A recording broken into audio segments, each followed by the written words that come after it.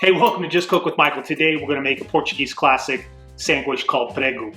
It's a steak sandwich seen throughout Portugal and some of its colonies like Angola, Mozambique. It's also very popular down in South Africa. Prego in Portuguese means nail. They believe the origin of the sandwich comes from pounding out the meat, and also you slice up the garlic and actually pound the garlic into the meat. It's a very simple dish.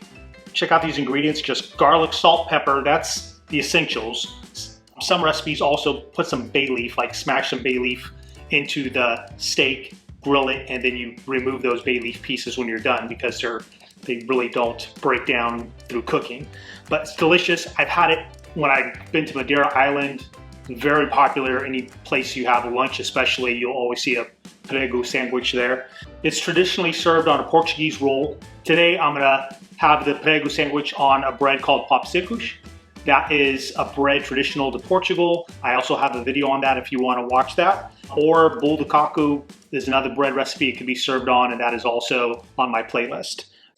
The first thing I'll do is peel the garlic. About 1 garlic clove per person, or in Portuguese they call it a dento de garlic. These are called teeth. Dento means teeth. So don't want to completely smash it like if I was crushing it, because you want to be able to slice it. And then just slice it about as thin as you could get it.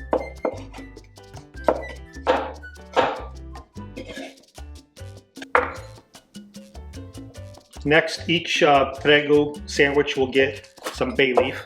I'm just making 2 sandwiches today. So you kind of want it in fairly big pieces because you want to be able to flake these off after they're cooked. And again, the bay leaf is optional. I have some fresh bay leaf here. Next, I will cut my bread in half. The bread's going to get kind of toasted in the pan afterwards. And the final step is trimming up my steak. I'm using top sirloin right now, so you could use anything from flank steak to top sirloin, bottom round. Something like flank steak, you'll want to tenderize the meat really well. Top sirloin's already pretty tender, but we'll still take the mallet to it. And I really recommend getting a tenderizer. I really like the ones that are all metal because they're just a little more sanitary. But just get one of these. It does wonders to so many different, just regular chicken breasts. You pound them thin, just amazing how tender it becomes. I see there's some, what they call silver skin here. So I'll trim this off. And I'll cut this in half. Depending on the thickness of your steak, you might not have to make it any thinner, but if you get flank steak, it probably already comes in pieces that thin. So just trim them to about 1/4 inch. It's a fairly thin piece of steak and it cooks really quick. So there we go. We have these out. So now you want to salt and pepper them generously.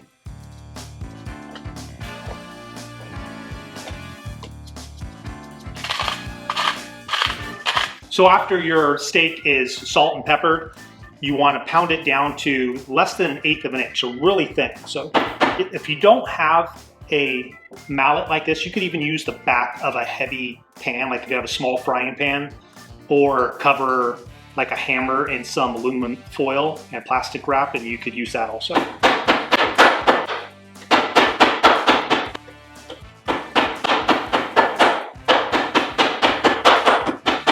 For each sandwich, you want about 6 to 8 ounces of meat.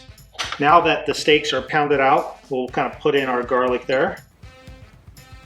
A few pieces of bay leaf.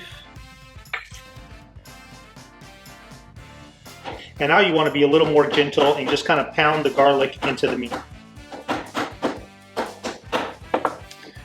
You can see how that garlic is just embedded in the meat. So you nailed it.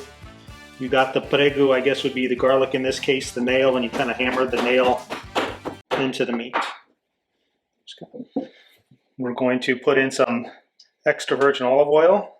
You want to make sure you heat up your pan ahead of time because this should go pretty quick, like less than a minute on each side. These steaks are extremely thin. And again, the way you can tell if your pan's hot, you just put a little bit of water on your fingers.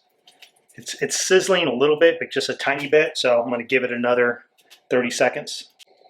I'll put these face down.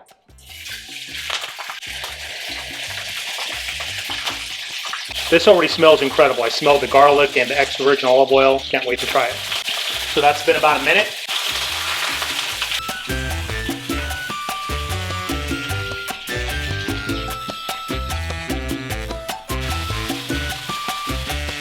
If you put bay leaf on there, you could pick it off at this time.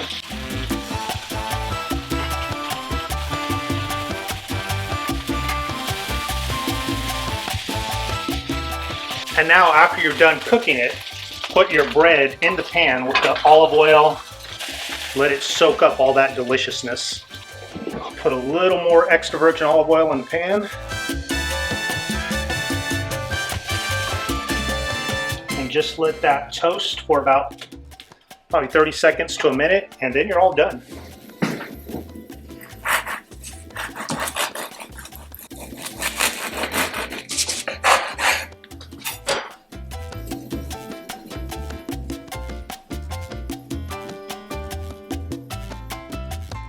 Well, I can't wait to dig in. This turned out fabulous.